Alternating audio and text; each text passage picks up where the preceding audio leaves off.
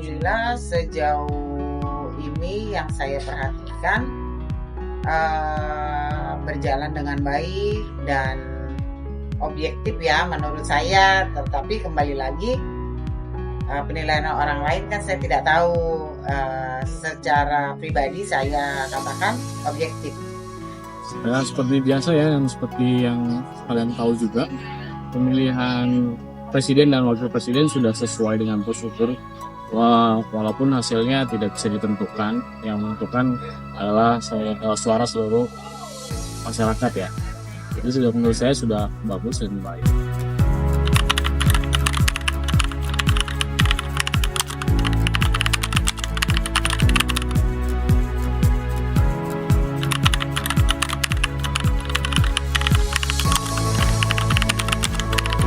Di pemilihan kemarin, alhamdulillah di TPS dan di sekitarnya tidak ada kendala apapun, berjalan dengan lancar sesuai dengan harapan, dan petugas pemilu pun melayani semua calon pemilih dan semua pemilih dengan ramah, sopan, dan sesuai dengan hak pilihnya masing-masing.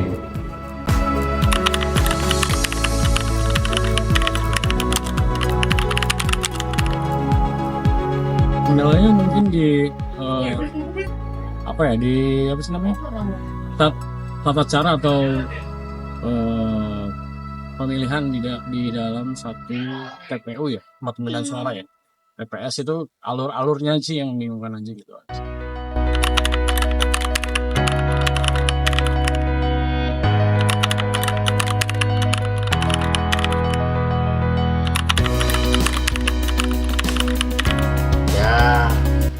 Larangan pacar gimana ya,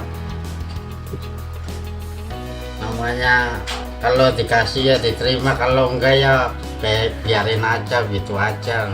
Serangan fajar pada umumnya sih emang sudah sering dilakukan, bahkan bukan tahun ini doang, dari tahun-tahun sebelumnya juga sering dilakukan.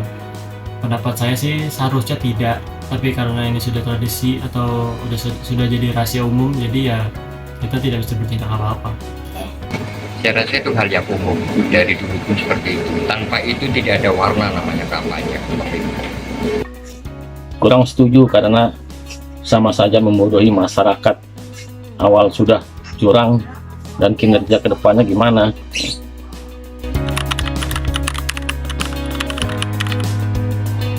Dan dulu di 2024 ada kemajuannya dalam penggunaan teknologi, tetapi masih ditemukan beberapa masalah seperti black campaign, buzzer politik di sosial media, dan isu intimidasi terhadap pihak lawan. Biasa ada sedikit permasalahan, maksudnya dengan adanya calon-calon itu biasanya ada sedikit antar pendukung yang menyerukan untuk memilih salah satu calonnya. Sekarang masih adanya money politik, masih ada apa ya, hal-hal yang tidak transparan lah, yang ditutup-tutupi. Dan tidak berkaitan sama pertanyaan tadi, ya transparan aja. Kalau ini saya sih lebih transparan aja ya, dimanapun tempat TPS-nya, suaranya dibiarkan masyarakat menghitung, bukan cuma hanya panitia aja saja. Kekurangannya uangnya kurang. Emang dananya kurang. Karena apa? Kita tuh warga itu akhirnya nombok. Jadi contohnya begini, kan dananya dapat dari pemilu itu untuk TK, untuk kursi, untuk meja, ya. Anggaplah dikasih dananya itu anggaplah 15 juta. Tapi uang yang kita terima itu enggak sebesar itu. Jadinya dana tambahannya itu ya kita ambil dari kasih TK atau enggak dapat dari warga gitu.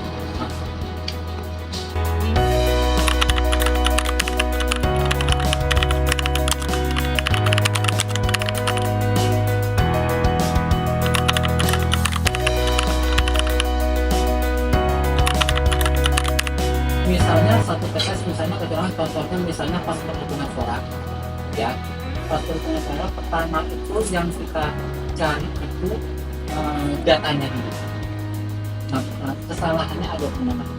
Jadinya para saksi, para anggota KPPS dan para pengawas itu dikumpulin. Yang melihat kesalahannya ada di mana, ya gitu. Terus dirembuki sama-sama supaya ada jalan keluar.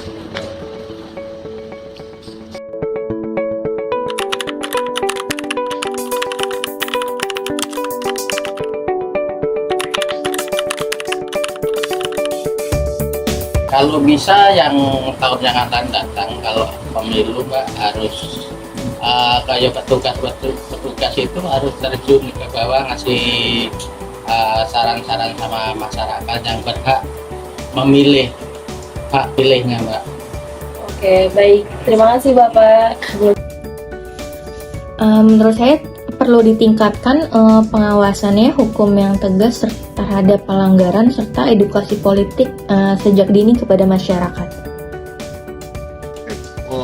Saran untuk melaksanakan pemilu tahun depan itu semua masyarakat tahu ya dan siap, dan kandidat-kandidatnya dipromosikan kepada masyarakat secara detail, tidak hanya presiden dan wakil presidennya saja, kayak dari partai-partai juga tolong dikenalkan agar masyarakat bisa memilih pilihannya secara dengan naruni atau nalurinya gitu maksudnya.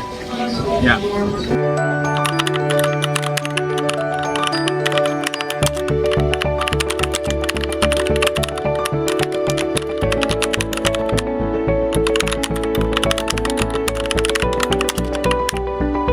Pemimpin yang terpilih pasti harus bisa merubah negara ini, negara miskin menjadi negara kaya, negara susah menjadi negara makmur.